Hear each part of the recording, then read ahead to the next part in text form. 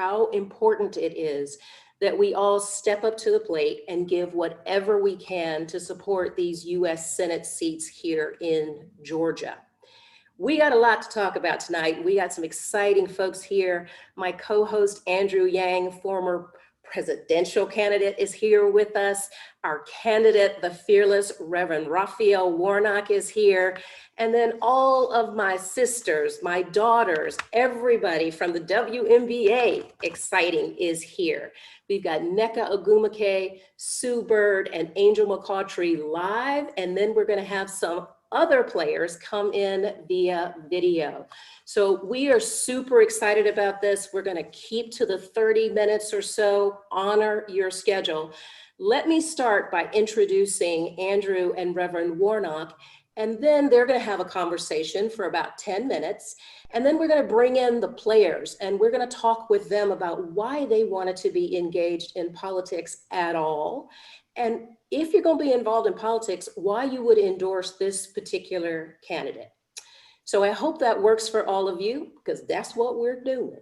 So let me start with Andrew. Andrew is a new friend for me, but he's a solid Democrat that we all love. He's a lawyer by training. He is an entrepreneur by profession and a philanthropist by desire. We are absolutely thrilled to have him and his family, Evelyn and the two boys, on the ground here in Georgia, knocking on doors every day. Then there's Reverend Warnock, our fearless leader, the senior pastor from Ebenezer Baptist Church. And I'm not going to tell you too much about him because I don't want to steal his thunder. But let's just say I've known this guy for almost 20 years and he's a bad brother. He's a bad brother. So, you know, Andrew is on the ground here in Atlanta, but he also does a little bit of work for CNN. So I'm gonna make him prove those CNN journalistic interview chops right now. Andrew, over to you. Thank you, Lisa. Thank you, Reverend, for being here. Thank you to everyone who's here who supported the campaign. This event's about you. And this event's about us getting behind this man, the next U.S. Senator from the great state of Georgia, Reverend Raphael Warnock. There's no one I can imagine that would be better suited to talk about civic engagement and activism as it relates to politics and your campaign in particular. You and I first met last year at your church where you had a food pantry. You were giving food out to people who are struggling. Now there are so many more people who are struggling because of the pandemic. So talk about your path from helping your spiritual community to now running for U.S. Senate. Well, thank you so very much, Andrew. It's wonderful to be here with you today. I am so grateful to my friend Lisa Borders. She said that we've known each other nearly 20 years. She was 16 when we met, and I'm so grateful for her leadership in so many ways. And I appreciate the players who are on the call, Sue Bird and Nneka and Angel. Thank you all so very much. And I appreciate for the ways in which you use your platform. Listen, I have my whole life in ministry has been about service.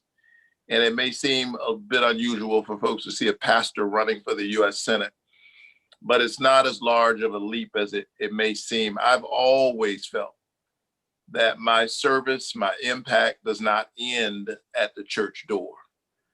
That's actually where it starts. And everything that we do in song and sermon on Sunday mornings, especially at a place like Ebenezer, the spiritual home of Martin Luther King Jr. and John Lewis, all of the things that we say and testify about on Sunday, we've tried to make that come alive in the work. And so over the last 15 years, I've been registering voters. I've registered with Stacey Abrams and other partners, some 400,000 new voters in this state. I've stood up time and time again for access to healthcare because I believe that healthcare is a human right. And it is certainly something that the richest nation on the planet can and ought to provide to all of its citizens. I've stood up with workers time and time again saying that they deserve to share in some of the prosperity that they're creating, that they ought to share some of that. That it's wrong to call people essential workers and not pay them an essential wage. And I've been someone who's tried to stand up for civil rights and human rights. Time and time again, I don't think that there's anything such thing as equal rights for some. And so I've stood with women. I've stood with members of the LGBTQ plus community. I've been fighting for environmental justice. I have stayed in what my parishioner John Lewis called good trouble.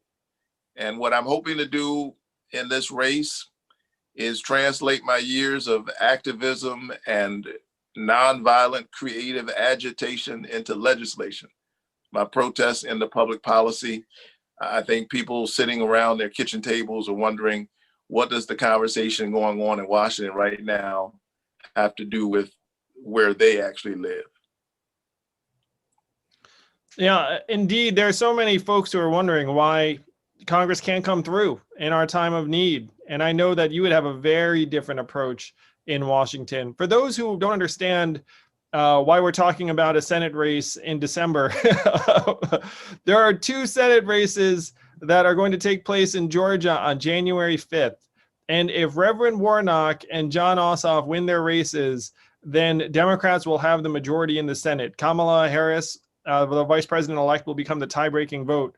So getting behind this man and John Ossoff is the path to demote Mitch McConnell to the minority. Can you imagine that? I mean, that is such an immense opportunity. It's why I'm here in Georgia, and it's why I'm so thrilled to support the Reverend in this campaign. So we're here with a group of WNBA athletes. Your opponent is Kelly Loeffler, who is one of the owners, or maybe even the primary owner of the Atlanta WNBA team. And she took offense to the WNBA, and I presume the NBA's messaging that Black Lives Matter, that social justice concerns would be front and center, not just on the court, but on the jerseys of the players. Let's just say she's kind of like a solitary figure in that point of view among a lot of the folks in the community, and including a lot of the women athletes that play for her. So there's been some discussion that maybe she should not own this team if she's not that excited about some of the activist efforts. How do you feel that sports and athletes' personal politics plays into the way that sports and politics interact? Do you agree with the WNBA taking a stance around police brutality and police reform? And would you have a message for folks who think that athletes should just leave politics out of it? Listen, let me just say how proud I am of the players who are on this call and so many who are not on this call. And I've gotten to know them a little better over the last few months. And they are to be commended and thanked for the ways in which they are using their voice. They refuse to be silenced, and they insist on being heard. They weren't making a political statement. When they came out in support of Black Lives Matter, ironically, it's really Kelly Loeffler who politicized sports, even as she said she didn't want politics in sports. They were making a social justice statement. And when you get engaged in social justice, yeah, you know, it has political implications, but it was a human rights statement about the fact that people deserve to feel safe in their own community. Recognizing the important work that law enforcement officers do, honoring it, but at the same time holding them accountable, the way in which everybody has to be held accountable. Law enforcement officers have to be held accountable. If they abuse their authority, senators ought to be held accountable. If they use their considerable authority to enrich themselves, as Kelly Loeffler has done, rather than standing up for the people that you're supposed to be representing. And so Sue and Nika and Angel and so many others are a part of a grand tradition of people who stand up trying to push us toward a more perfect union. The recognition that America is the greatest country on the planet, but we still have work to do, that we can get closer to the dream and the promise. And this summer, all of us saw, anybody who wanted to look, saw a tragic display of brutality that doesn't represent American values. As we saw this police officer's knee on the neck of George Floyd. And it awakened this country, maybe because we were all holed up in our homes amidst the COVID-19 challenge and people couldn't look away as they've done so often. And it shocked the country. And I think it was a moment, it was an inflection point. And thankfully we saw a multiracial coalition of conscience pouring out into American streets in response to George Floyd, but not only him, in response to Breonna Taylor and Ahmaud Arbery and so many others. And say, enough of these hashtags. And it was multiracial, multi-generational, saying we can be better than this. And it's unfortunate that Kelly Loeffler used it as an opportunity to try to make a cheap political point, you know, as an opportunity. And so she's playing with something that's a matter of life and death for other people. And to the credit of these players, they stood up in that moment, and they said, "We're gonna be heard." And I'm just proud to be a part of it. And one of the proudest moments I've had was in this campaign was when I looked up one day and they were wearing these shirts that said "Vote Warnock." Yes. I know that it was much more than an endorsement of me, that it was an affirmation of the work that I've been trying to do. You know, I've been an activist my whole ministry. And every now and then, as I said, sometimes I get into good trouble. I don't, you know, sometimes it's uncomfortable, but if you really have a hunger and a thirst for change, you lay it on the line. And there have been times when I've participated in acts of civil disobedience to push us closer to the promise. And the first time I was arrested in an act of civil disobedience, I was a student, a seminary student in New York City in 1999, I believe it was. And a young African immigrant named Amadou Diallo was shot. They shot, I think, some 39 times, hit him 19 times, I believe it was, while he was reaching for his own wallet on his own front stoop. And I and throngs of other New Yorkers went to offer ourselves for arrest at One Police Plaza. That was the first time I stood up in an act of civil disobedience. That was in 1999. And I looked out my window in June and July of this year, and I saw a generation of young people who don't even remember Amadou Diallo. And they're young adults. That's 20 years ago and more, who don't remember Rodney King. They've heard us talk about it, but you know, I'm not sure the players on the call remember. I'm not sure they remember Rodney King. And here we are, a whole generation later. We're old, Reverend. We're old. Oh, we're old. And here we are. So here we are 20 years and more later. And you know what? Dr. King, in the speech that everybody likes to lift up, the I Have a Dream speech, do you know he mentions police brutality by name in that speech and says, people ask why won't we be satisfied? He said, we can never be satisfied as long as the Negro is the victim of the unspeakable horrors of police brutality. He wasn't denigrating police officers or law enforcement. He was saying, we can be better than this. And we're not looking for special rights, just equal rights. And that's what my ministry has been about.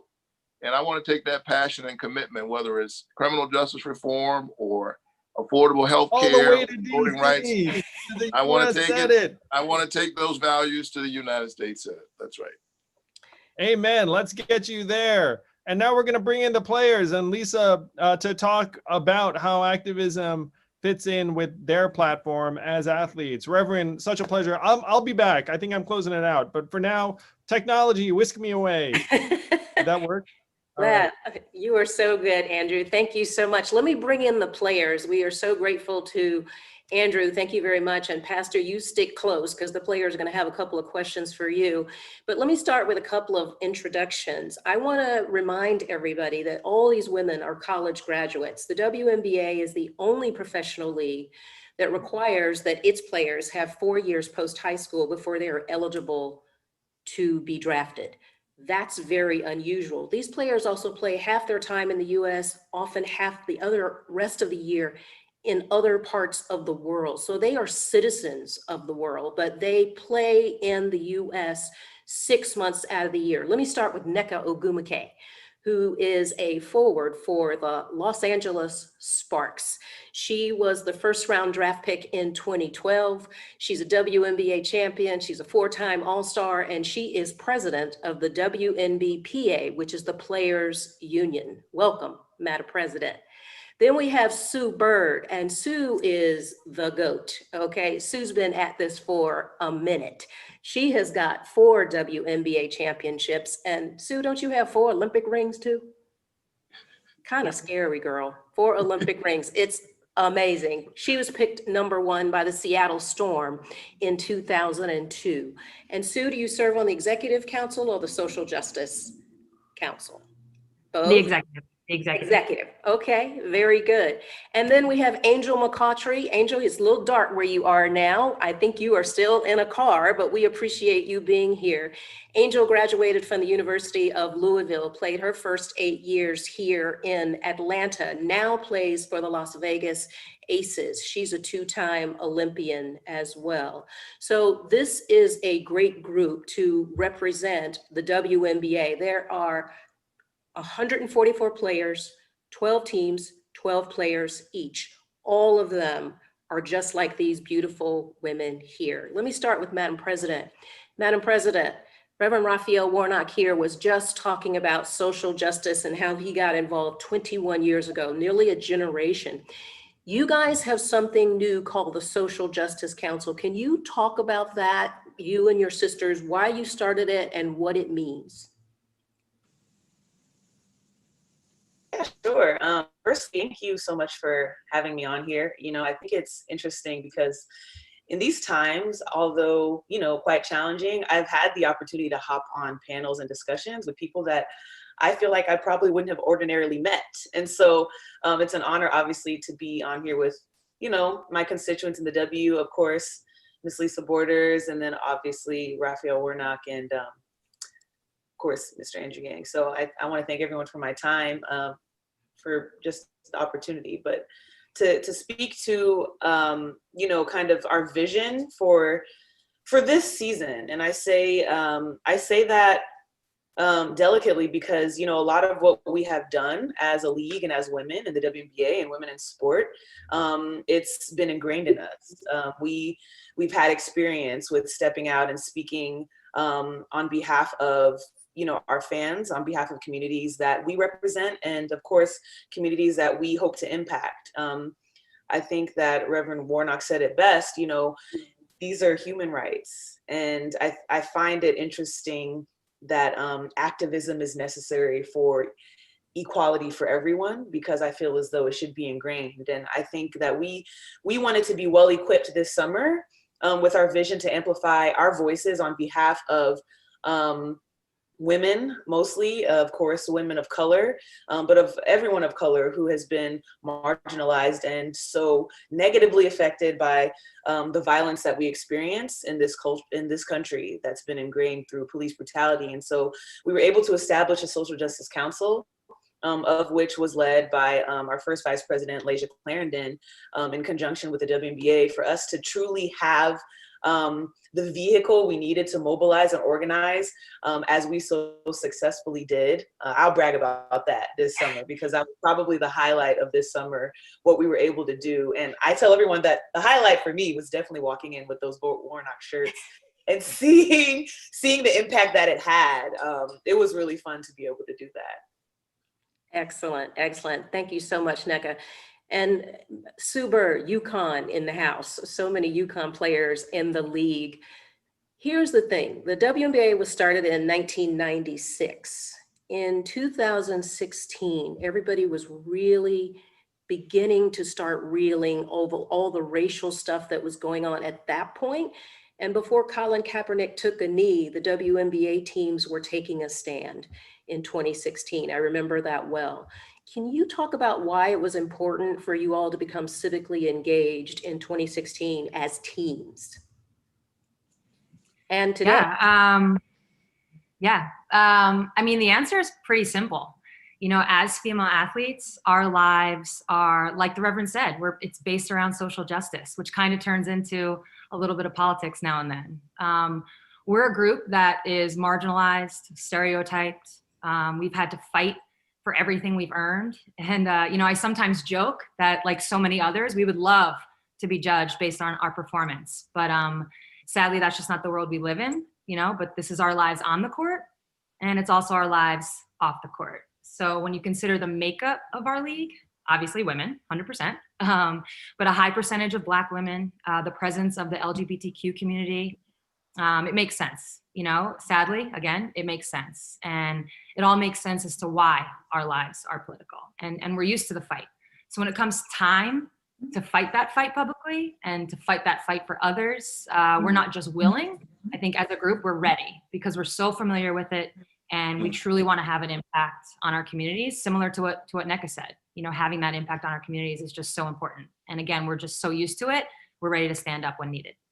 Well, I'm super proud of you, as you well know, all of you. I get so excited when I saw you on TV with those Warnock shirts, I almost fell out of my chair, and I absolutely loved it. But Nneka, talk about why did you guys get so animated around politics in this particular case? You guys often talked about what was going on in the news, but this was a whole nother level of engagement. So what got the league, you individually, the teams, the entire league animated around politics this time?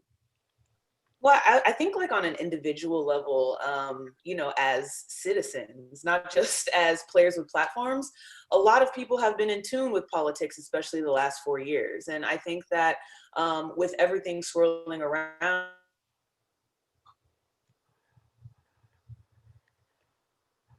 I think we lost Nneka for a second.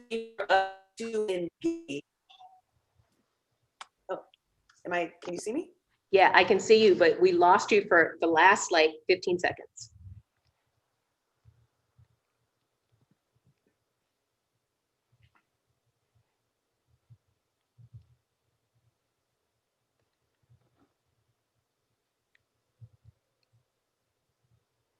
You know what? I'm going to come back to Nneka. Sue, you can hear me, right? Oh, Sorry no, about that. that's Can you guys okay. hear me? Okay, cool. Go ahead, Nneka. You want to finish your answer? Yeah. I was just saying that we all felt incredibly compelled with what's been going on in our world to be more engaged. And what better way than to establish a social justice council and also kind of organize, as we had kind of practice in negotiating a CBA, to understand how we needed to educate ourselves around civic engagement. And outside of just us using our platforms to engage politically, we were also, involved in politics without our asking. and at the same time, we were incredibly informed through many conversations with incredibly phenomenal people who are experts in their own fields, for us to be able to walk the walk and talk the talk. And we were able, when everything that we were putting out there, we were also learning about in our own rights. We were able to register to vote, fill out the census, and circulate that type of information that allowed us to be authentic in our engagement and how we used our platforms. Excellent. Sue, can you talk about the vetting process that you guys went through for Reverend Warnock? It's one thing to see politics on TV and hear it and follow it on your phone. It's quite another to step out and endorse a candidate. So talk a little bit about how you guys decided to do that and what process you went through for the general, and obviously you're supporting him through the runoff. So can you talk about that a little bit? Sure. I mean, what a wild ride. We didn't really, like Nneka said, it was like all of a sudden we were kind of in this political world we weren't used to. But given what we went through with, and this is actually gonna be the first time I say her name in a long time, Senator Loeffler, especially the players on the Atlanta Dream and then the other players in our league who reside in Georgia, it was a bit of an emotional roller coaster. It was tough to have an owner not support the fact that Black Lives Matter when, like I said earlier, our I think it's like 75–80% of our league is Black. So at first we had this like knee-jerk reaction of sorts, just like an emotional, like I said, reaction. And we quickly realized that we couldn't necessarily force her out of our league, but we also knew this wasn't the type of person we would want in the Senate.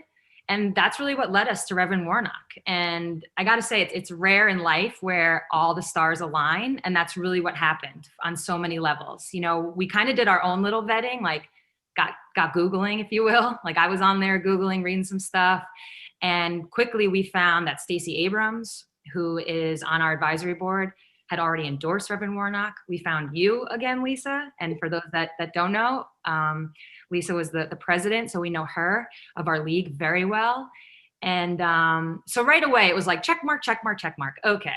But, you know, so we knew he was a good guy, obviously. But we still wanted to get to know him on a deeper level before we had 144 players back him. And that's when he was kind enough to get on a Zoom call with us. And it's actually kind of funny looking back on it, because in his introduction, he spoke about healthcare.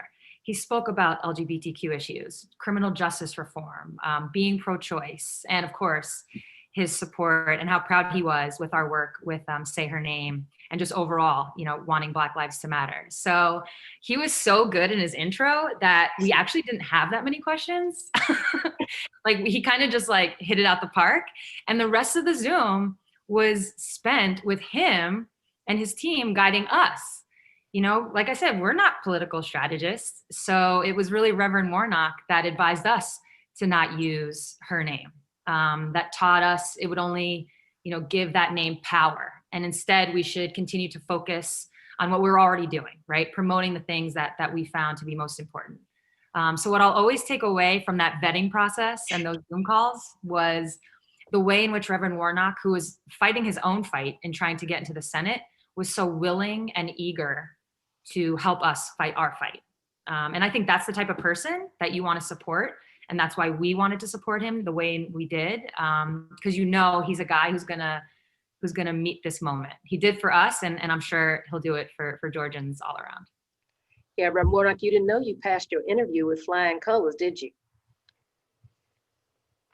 No, I did not. And it warms my heart to hear that from the great Sue Bird.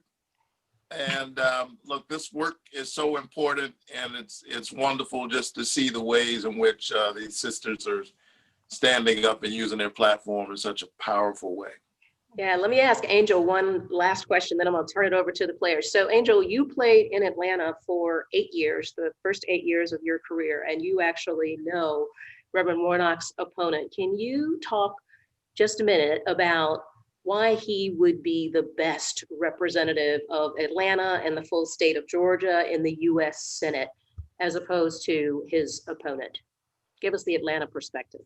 Absolutely. Well, first, let me say thank you for having me on here. Excuse me for being in the car. I have to actually speak to some kids, socially distancing a few. But when I got the call to come on, I couldn't turn it up. But I just want to say, yeah, I've known Kelly for a long time, you know, being with Atlanta Dream. So I got to know her really well. But as soon as she got in politics, there was definitely a change in her character and things like that. And I understand if you have to be political, be political. But I think when it comes to human rights, as Reverend Warnock said, politics and human rights are two totally different things. You know what I mean? So, and of course, I've known Reverend Warnock from being here and being at Ebenezer Church. I always knew what he stood for. So, of course, when you were comparing the two to see what the values were in each one, Reverend Warnock is the one who stood for the people with healthcare, the things that even Sue Bird said. And of course, shout out to Sue Bird and the committee for putting together the shirts, for endorsing Reverend Warnock. But when you just compare the two and what they believed in, it was just a no-brainer that Reverend Warnock was for the people. And just the things that Kelly has said and done, it was shocking to see. And it was things that me personally, I couldn't support. Yeah, thank you for that, Angel. So appreciate it. Nneka and Sue, I know you had a couple of questions for the pastor, so I'm gonna let you go for it. Nneka, you start. Angel, you go do your thing with the kids. Bye, Angel. So Thanks, Angel. Great work. So we've obviously had conversations with you, Reverend Warnock, and I think you, like Sue said, you do such an excellent job of guiding and educating. And, you know, in this moment now, it's crazy to see that we're in this moment now. Because in my adult life, this is the first time I'm truly learning about a runoff. And so we want to know, as athletes, you know, with platforms or even just citizens, anywhere who want to support this campaign, like what can we do from afar? I got advice on a Zoom a couple weeks ago about it's not a good idea for everyone to just go to Georgia, obviously. So we want to know what you think we can do to, continue the fight. Thank you, and I'll answer your question, but let me just pause, because sometimes great things are happening, and I want to make sure we don't miss it. And I mean everybody who's watching right now. We just, when you decide to step up and to stand up, you just never really know the impact that you may have in that moment, or maybe that moment leads to another moment. And you all decided to stand up for a Senate candidate, pastor of a church. You didn't really know how. We could not have known a few months ago that when the dust settled on November 3rd, there'd be 2 runoffs. Both of them would be in Georgia. And one of those runoffs would be a Senate candidate that the whole league stood up and supported. I don't know if that's ever happened in sports history. Somebody ought to look that up. I don't know that a sports league has ever stood up and supported a candidate. No, Pastor, But this there is was a no first. way. They have already made history, and we gonna make it a second Yeah, time when you get elected. I just put that in the universe. Sorry, didn't mean to cut you off. No, not at all. Absolutely. But there was no way for you to know just how consequential this particular race was going to be. Now the whole country is watching, and we've got these 2 Senate races going on in Georgia, and you're very much a part of it. And so I just want to flag that for somebody who's thinking about stepping up and standing up. That's the pastor in me. I want to encourage you to step up, because you don't know the ripple effect that your voice can have. And so in this moment, listen, our democracy is on the line. There are clearly folk who just don't seem to respect American values, the rule of law, equal protection under the law, the nonviolent and unchaotic transfer of power, the ways in which we can all, push us toward a more perfect union. And so I want to encourage people to go to my website, warnock4georgia.com. That's everything spelled out, no abbreviations, nothing cute, warnock4georgia.com. And you don't have to leave your state, wherever you are, to volunteer and to support what we're doing in Georgia. You click on the link that says volunteer. We've got an army of digital volunteers, certainly all across the state, but all across the country. People who are engaged and who understand what's at stake. Certainly you can give, and no amount is too small. And please contribute to the campaign. I'm running alongside John Ossoff. I'm proud of him as well. His website is electjon.com. Support us in this work. You can volunteer from right where you are. And if you know people in Georgia, tell them to vote. Vote like their life depends on it. We learned tragically this year that it does. That we say elections have consequences.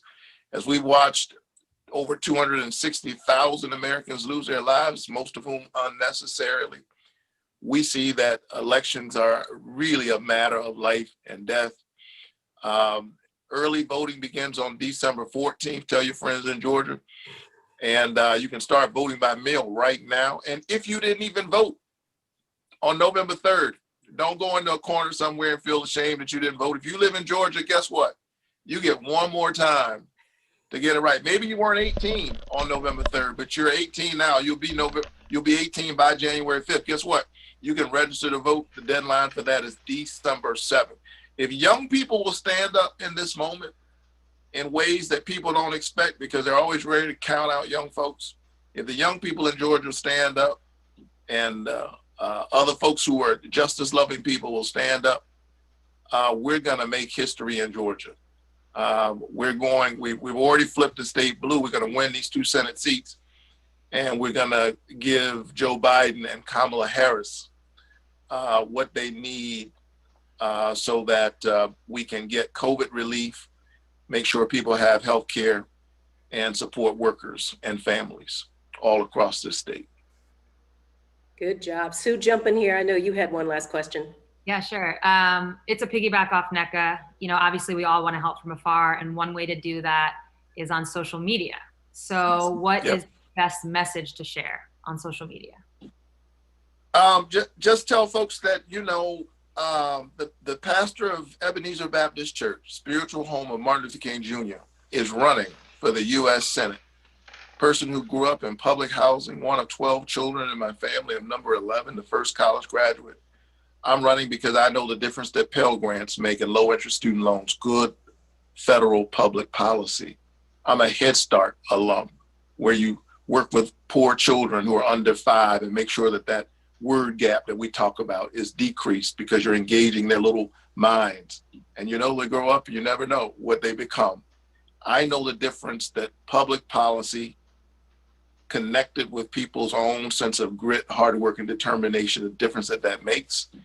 And so just use your platforms. Listen, we're getting a lot of love and appreciation for our ads, by the way. And maybe if my team is on, you can put the ads in the chat. And with the platforms that you all have, maybe if you share some of the ads the other day, that some of the ads that you have. I'm excited about all that's going on. But and I looked up the other day, and Lisa Carey Washington had retweeted my ad and said, "Vote for the Rev." I said, "I have arrived." No, but seriously, whatever platforms that you have, helping us get that message out will be incredibly important. Thank you so much. You guys have been great. NECA and Sue, thank you so much. I'm going to let you guys slip out. Rev, I'm going to let you slip out too. I'm going to invite everybody that's still watching with us. We have 3 quick videos from several players who could not be live today, but they are across the globe and wanted to send their words of support for Reverend Warnock. So the first one will be Natalie Achanwa, who is a Canadian player, and she is fabulous. She graduated from Notre Dame and plays for the Indiana Fever. Then we will have Brianna Stewart, who is also a teammate to Sue Bird. And Brianna is a 2-time WNBA champion, and she's an Olympian from 2016. She's a bad girl. She too is sending words of encouragement. And last but not least, we have Elizabeth Williams, who plays center for the Atlanta Dream. She's a Duke graduate. She wants to share a couple of words, and then I'm going to come back and close us out. Roll the video, please.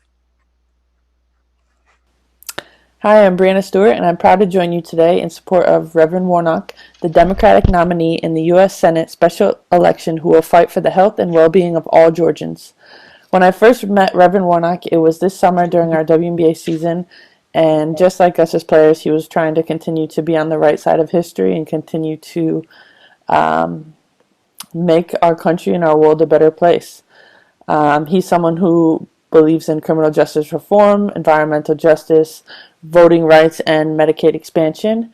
And I think that, my message is, even though I'm not registered to vote in the state of Georgia, this election is something that's super, super important. And I want to continue to use my platform and, help educate people on Reverend Warnock.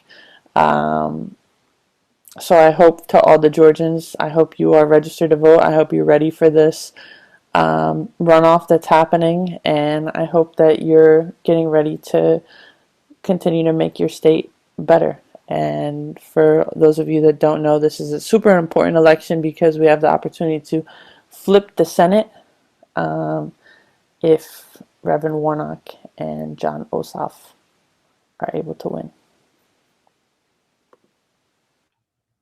Thanks so much to Stewie. Now let's tee up Natalie and then Elizabeth, and we're going to call it a wrap.